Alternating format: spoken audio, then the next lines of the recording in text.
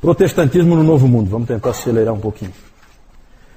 Os católicos, nós vimos, mandaram missionários para o mundo inteiro. Antes. Certo?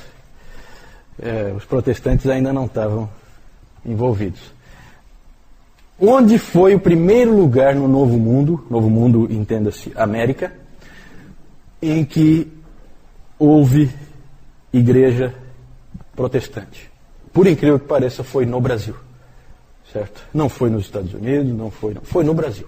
Na Baía da Guanabara, na chamada França Antártica. Certo? Os meus ajudantes, os meus universitários, entregaram para vocês aí um texto do Alderi, em que vocês podem ler um pouquinho mais sobre esse episódio. Nós não temos tempo de falar, mas o Villegagnon, que alguns dizem que foi colega do Calvino na Universidade de Paris, esse Villegagnon, ele veio com uma expedição com 2 navios, 600 homens, e junto com esses 600 homens, 14, vejam que não dá para imaginar, não, foi um monte de crentes que vieram, não, 600 homens, 14 crentes, certo? Um monte de marinheiro e aproveitador e gente querendo ganhar dinheiro no Novo Mundo e ali no meio 14 huguenotes franceses e calvinistas suíços. Vieram para a Baía da Guanabara, ali só tinha índios, certo? Eles se estabeleceram numa ilha, fizeram um forte numa ilha ali, e ali até hoje é chamado de Ilha de Villegagnon, né? Ou talvez o Francisco conheça lá, né? E ali tem um forte, né? Hoje é da Marinha aquilo ali, né? Isso. Ali então foi a chamada França Antártica. O Coligny, Gaspar de Coligny, líder dos huguenotes franceses, queria que o Villegagnon, que era o vice-almirante, fizesse uma investigação para ver se ali dava para colocar uma base para levar os huguenotes, já que a coisa estava ficando preta para o lado deles. E aí depois vocês podem ler ali com calma. Muito legal esse texto aí. Cantou-se o Salmo 5 no Brasil em 1555. Foi feito o primeiro culto protestante no Brasil. A pregação foi no Salmo 27. Depois vocês leem aí. Muito interessante. Muito interessante.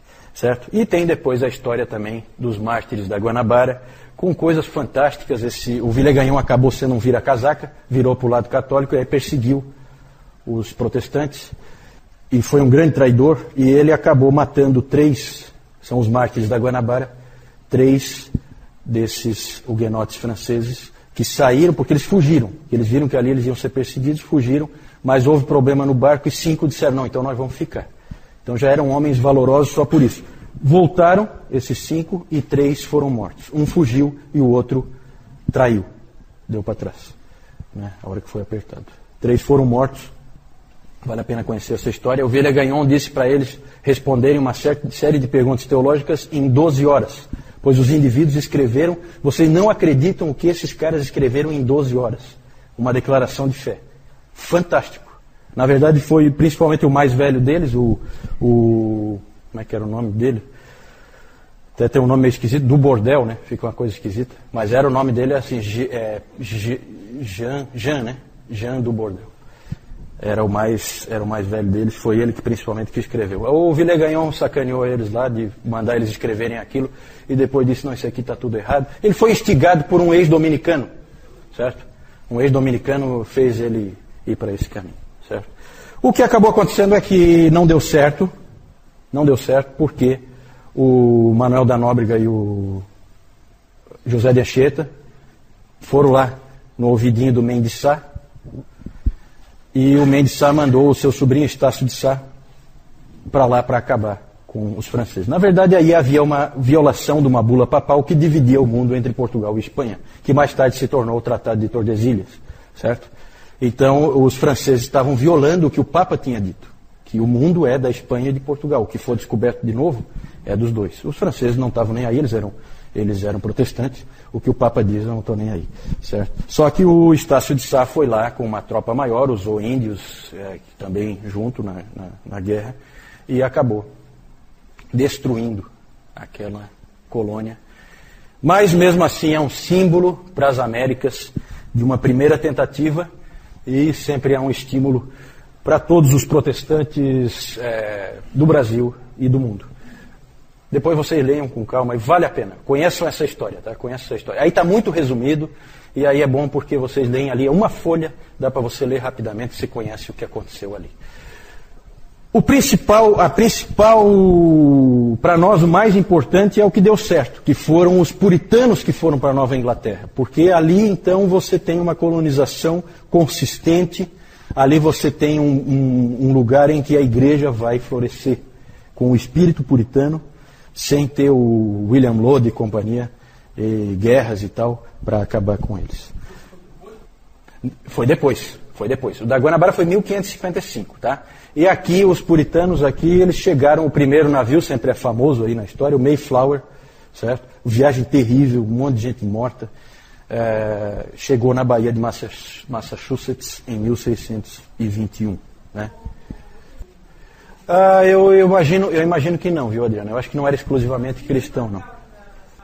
Sempre tinha essa coisa de ir lá, pegar riquezas, sempre tem esses aventureiros, né, que vão nesses outros povos, aí vai lá e engana os índios e escraviza. Não, eu acho que não, eu não tenho certeza, tá, se esse aí era exclusivo ou não, não tem. É grande para os padrões da época, é relativamente grande, né, mas para hoje é pequeno, com certeza. E aí várias levas de puritanos foram para lá durante as perseguições do William Laud e do Carlos I, certo?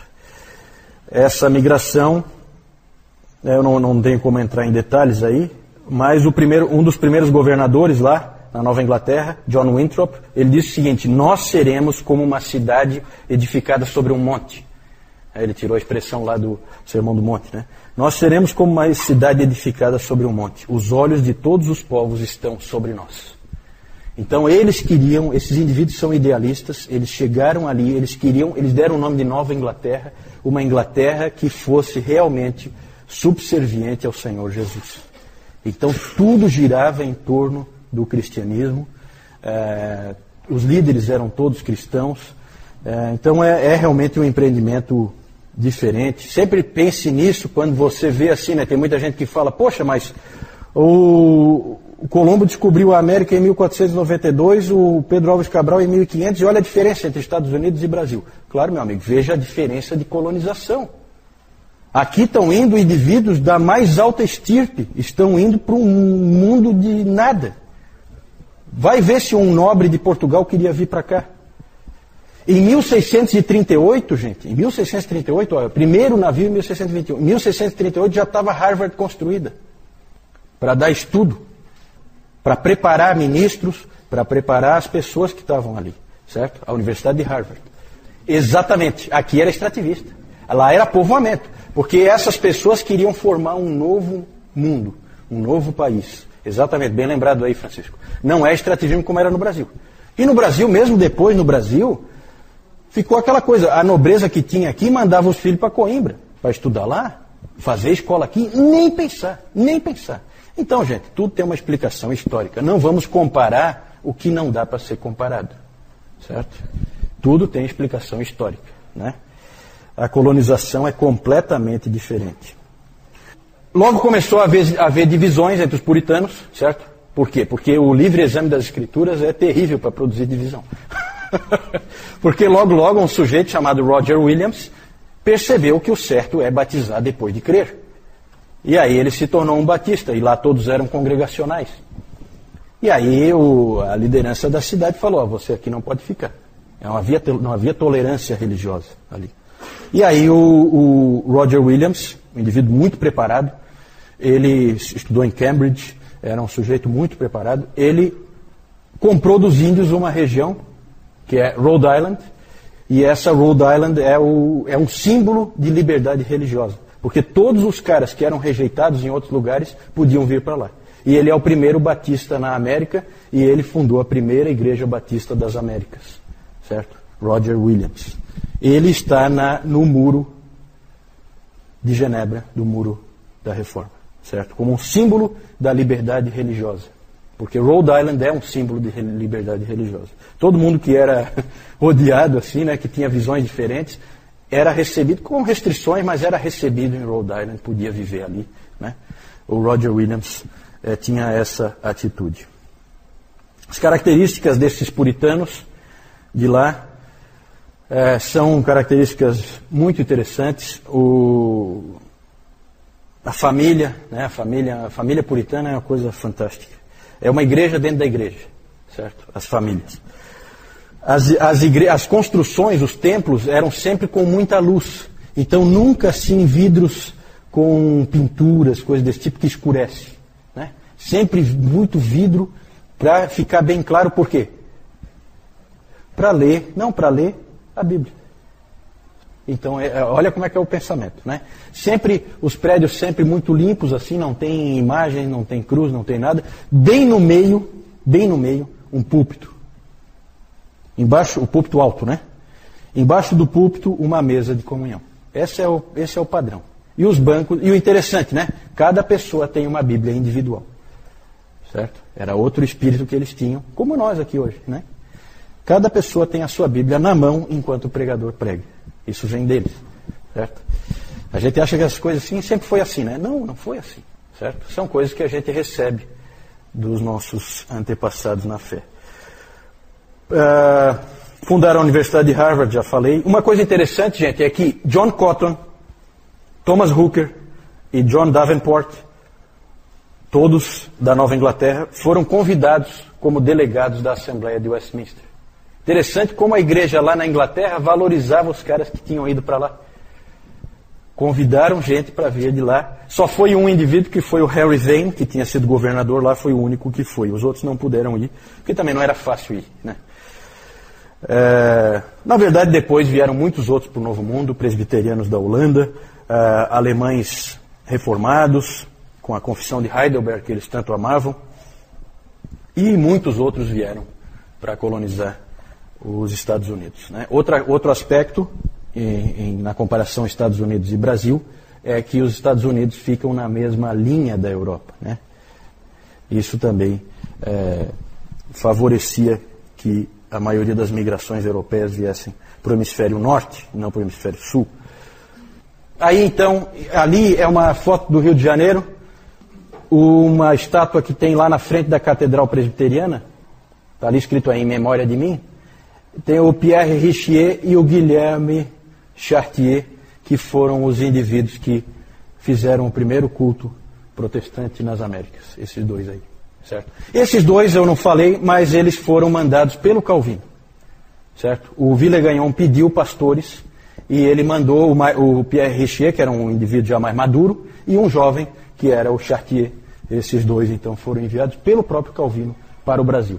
Aqui, então, na Baía da Guanabara, eles, então, se estabeleceram numa ilha, não aparece aqui a ilha, é uma ilha bem pequenininha, né? Aí dentro da Baía da Guanabara. Ali o Mayflower, para vocês terem uma ideia, né? E lá em cima fica, então, a Nova Inglaterra, a Baía de Massachusetts, onde eles chegaram. Então é bem lá no norte mesmo dos Estados Unidos, né? Ali uma igreja puritana, não sei se dá para ver direito aí, mas tem um púlpito alto ali. Isso aí mesmo, né? E lá embaixo tem uma mesa de comunhão, bem na frente do púlpito, certo? Ali o Roger Williams, e ali o muro, aqui vocês têm uma ideia melhor do muro, né? O muro ele é longo. E o Roger Williams está aqui, ó, com uma roupa de puritano, bem como ele está ali. Não, ali ele está sem o chapéu, né? Porque o puritano tem aquele chapéu típico, assim, né? Meio estranho. E lá no muro ele está com aquele chapéu.